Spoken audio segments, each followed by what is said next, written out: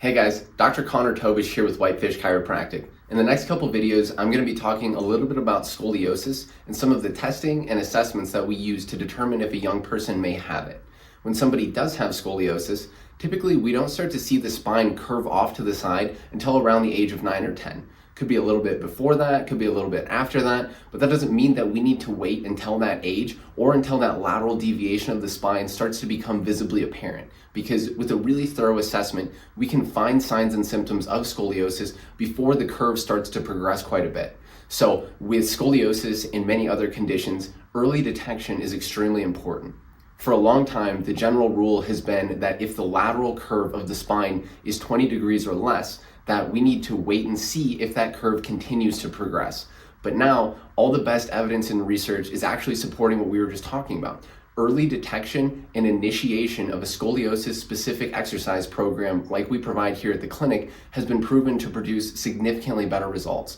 So we want to be screening these kids at early ages, so if we're finding any of these signs and symptoms or we're starting to see a little bit of progression of that lateral curve, that we can start plugging in the right treatment and rehabilitation exercises as soon as we can in order to get the best results possible. So now that we've talked a little bit about that early detection and how important that is, next up we're going to go over a couple tests and assessments that we use to determine whether or not somebody might have scoliosis.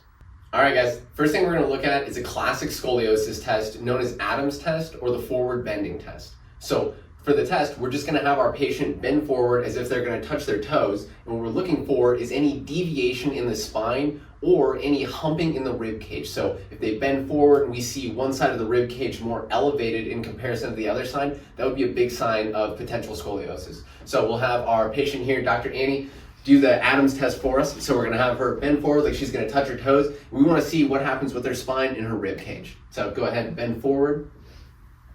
And again, we'll kind of reassess the spine, make sure that everything is nice and in line.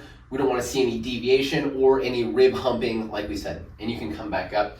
With somebody that does have scoliosis, we can also use this test to see if their scoliosis is functional or structural. So if they have functional scoliosis, we may see some deviation in the spine before she bends, and then as she goes to touch her toes, we'll see an increase in that curve. If she has structural scoliosis, we'll be able to see the scoliosis or a little bit of the curve when she's upright, and as she goes forward to touch her toes, we shouldn't see a change in that curve.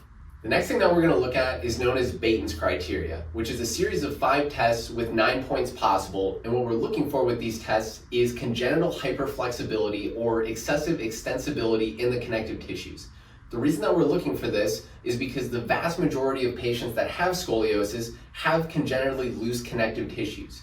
So we're going to run through these tests with Dr. Annie and see what she scores. First thing that we're looking for is to see, can the patient oppose their thumb down to their forearm? Can they pull their thumb down and touch it to their forearm? So let's see what Dr. Annie's got. I would call that a 0 and a 0. So 2 points possible there. Dr. Annie's got a 0 on those. Next up, we're going to see, can the patient pull their pinky back further than 90 degrees? Dr. Annie's still got a 0. So next up, we're going to see, can the patient hyperextend their elbows or push their elbow 10 degrees past straight? That's a 1. That's a 1. All right, Dr. Annie's on the board. She's got 2. Next up, we want to see the same thing in the knees. Can the patient hyperextend their knees past straight? I give her a 0 on those. And the last test is, can the patient keep their feet together and palm the floor? Close, but no cigar. We'll say Dr. Annie's got a 2 out of 9. There's a little bit of variability in the testing or in the scoring, but typically if we see a 5 or a 6 on that, we're thinking the patient definitely has a little bit of hyperflexibility in their connective tissues.